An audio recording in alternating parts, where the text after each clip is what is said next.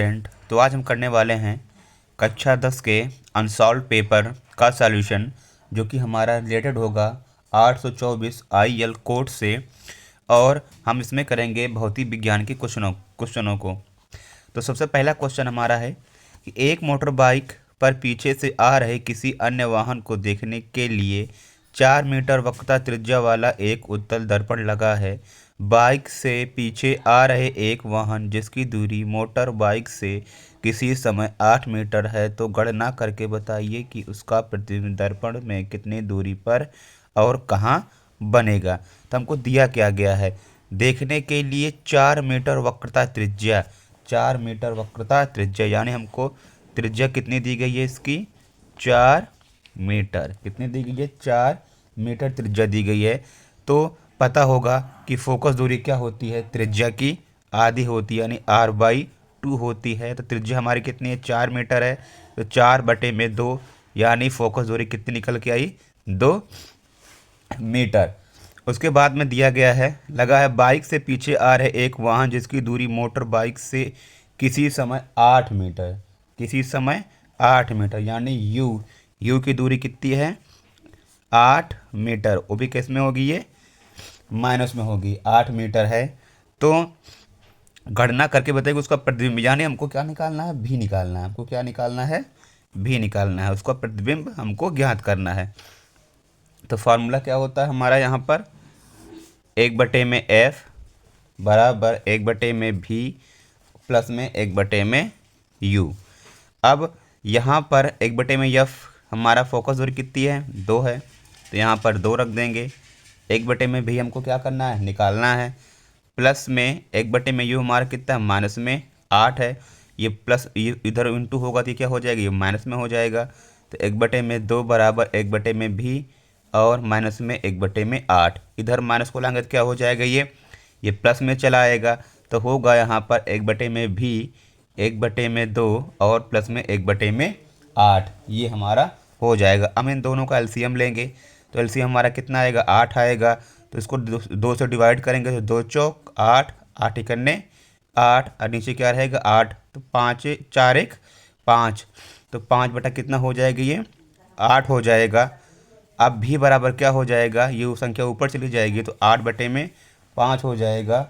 अब कितना हो जाएगा, ये 8/5 हो जाएगा। अब यहाँ पर इसको आपस में डिवाइड करेंगे, तो भी बराबर जो हमारा आएगा वो आएगा 1.6, 1 कितना आएगा, 6 आएगा। अब हमारा नेक्स्ट क्वेश्चन हमारा कि निकट दृष्टि दोष से पीड़ित एक व्यक्ति अधिक से अधिक 80 मीटर की दूरी तक ही देख सकता है। गणना कीजिए कि सही दृष्टि के लिए अर्थात अनंत दूरी तक वस्तु को देख सकने के लिए उसे किस प्राकृत तथा किस फोकस दूरी के लेंस का प्रयोग करना चाहिए। तो हमको यहाँ पर निकालना क्या है, फोकस दूरी। तो यहाँ पर क्या दिया गया है, भी, यानी प्रतिबिंब हमारा कितना दिया गया है, ये 80 मीटर। किस में दिया गया है, वो भी माइनस में होगा हमारा 80 मीटर। यू भी हमारा क्या होगा, माइनस में होगा। तो यहाँ पर यू क्या है, अनंत है। यू क्या है हमारा, इनफाइनाइट, अनंत है। हमको निकालना क्या है, इसकी फोकस दूरी निकालनी है। अब यहाँ पर फार्मूला हमारा वही होगा जो लेंस का होता है, 1/F बराबर 1/V माइनस में 1/U। अब यहाँ पर 1/F हमको निकालना है। अब 1/V हमारा कितना दिया गया है, माइनस में 80। यहाँ पर माइनस 1/U हमारा कितना है, इनफाइनाइट है, तो माइनस माइनस प्लस हो जाएगा। और 1/इनफाइनाइट का मान होता है 0, कोई मतलब है नहीं। तो 1/F बराबर होगा 1/-80 और F बराबर होगा -80 मीटर। आई बस में कितना होगा, -80 मीटर। और कैसा हमको लेंस प्रयोग करना पड़ेगा, तो माइनस में है तो अवतल लेंस हमको उपयोग करना पड़ेगा।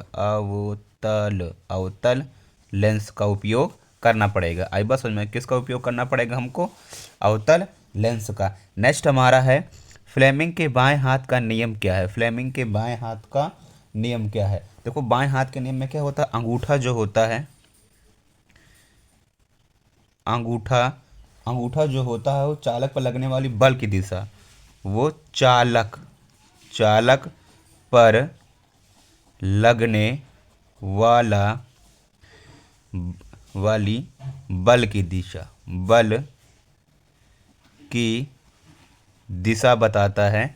और उसके बाद में तर्जनी, तर्जनी, तर्जनी हमको क्या बताती है? चुंबकीय क्षेत्र की दिशा, चुंबकीय क्षेत्र की दिशा, चुंबकीय क्षेत्र की दिशा। उसके बाद में मध्यमा, मध्यमा, मध्यमा उंगली क्या बताती है? ये बताती है विद्युत धारा की दिशा, ये बताती है विद्युत धारा की दिशा, ये विद्युत धारा की दिशा को बताती है। आई बात समझ में? नेक्स्ट हमारा उसी में है कि चुंबकीय क्षेत्र में रखे विद्युत धारावाही चालक पर लगने वाला बल किन किन कारकों पर निर्भर करता है। तो चुंबकीय क्षेत्र यानी F बराबर हमारा होता है I/B/L साइन थीटा। तो I हमारी क्या है? धारा, यानी धारा पर निर्भर करता है। B हमारा क्या है? चुंबकीय क्षेत्र। और यल हमारा क्या है? लंबाई, यल हमारा क्या है? लंबाई। और साइन, और ये क्या है? कोण थीटा, कोण थीटा। यानी इन कारकों पर निर्भर हमारा ये करता है। धारा, चुंबकीय क्षेत्र, लंबाई और कोण थीटा पर ये निर्भर करता है। नेक्स्ट हमारा क्वेश्चन है कि दिए गए परिपथ में, यहाँ पर एक सर्किट दिया गया है कि दिए गए परिपथ में कुल प्रतिरोध, सेल में प्रवाहित धारा, और तीसरा इसमें क्वेश्चन है कि 0.8 ओम प्रतिरोध के सिरों पर विभवांतर ज्ञात कीजिए। तो कुल प्रतिरोध, तो हमको कुल प्रतिरोध ज्ञात करना है। तो यहाँ पर देख पा रहे हैं दो प्रतिरोध आपस में समांतर में जुड़े हुए हैं। तो समांतर प्रतिरोध के लिए फार्मूला हमारा होता है 1/r। कितने प्रतिरोध हैं? दो, तो R1 और प्लस में R2। तो यहाँ पर 1/r बराबर होगा, R1 क्या है? 1/6, R2 क्या है? 2। तो अब इन दोनों को हम क्या लेंगे? एलसीएम लेंगे। तो एलसीएम लेने से क्या आया? यहाँ पर 6 आया। अब 6 से ऊपर से भाग करेंगे, 6 करने 6 और 2 3 6। अब नीचे क्या होगा? 6 होगा हमारा। अब 3 1 4 हो जाएगा। तो 1/r, 4 में क्या हो जाएगा? 6। अब काटेंगे आपस में, 2 दूना 4, 2 3 6। तो 1/r जो है, अब कन्वर्ट करेंगे उसको r में, तो r बराबर क्या हो जाएगा? 3/2। जब इसको काटेंगे तो आएगा 1.5 ओम। यानी नेट प्रतिरोध हमको कितना यानी इन दोनों का प्रतिरोध हमको कितना मिला? 1.5 मिला। अब कुल प्रतिरोध यहाँ पर निकालेंगे हम, कुल प्रतिरोध। कुल प्रतिरोध हमारा कितना होगा? R बराबर होगा R1 और प्लस में R2। तो R1 हमारा कितना निकला यहाँ पर? 1.5। और यहाँ पर कितना है? 0.8। हम दोनों को जोड़ेंगे तो यहाँ पर हमारा बनेगा 2.3 ओम। कितना बनेगा ये? 2.3 ओम। यहाँ पर इसका क्या बना? नेट प्रतिरोध बना। तो हम पहला क्वेश्चन कर लिए हैं। अब सेकंड क्वेश्चन हमारा ये है कि सेल में प्रवाहित धारा, यानी धारा I का मान निकालना है। तो ओम के नियम से क्या होता है? V बराबर IR होता है। तो I का मान निकालना है तो क्या हो जाएगा? V/R। और यहाँ पर I भी कितना दिया गया है? 12 वोल्ट। तो यहाँ पर 12 रखेंगे। प्रतिरोध कितना हमारा है? 2.3। कितना है? 2.3 ओम। इसको डिवाइड करेंगे आपस में, काटेंगे तो इसका मान लगभग आएगा हमारा 5.2। आई का मान कितना है धारा का? 5.2 लगभग आएगा। इसके कैलकुलेशन कर लेंगे अपना ठीक से। तो इसका कितना आएगा? धारा का मान 5.2 आएगा। तो यानी हमारा सेकंड क्वेश्चन भी हो गया, आई धारा का मान निकल आया। और नेक्स्ट है 0.8 ओम प्रतिरोध के सिरों पर विभवांतर। तो हमको अब क्या निकालना है? विभवांतर निकालना है। इसमें कितने कितने पर? 0.8 ओम प्रतिरोध पर। तो विभवांतर निकालने का फार्मूला हमारा क्या होता है?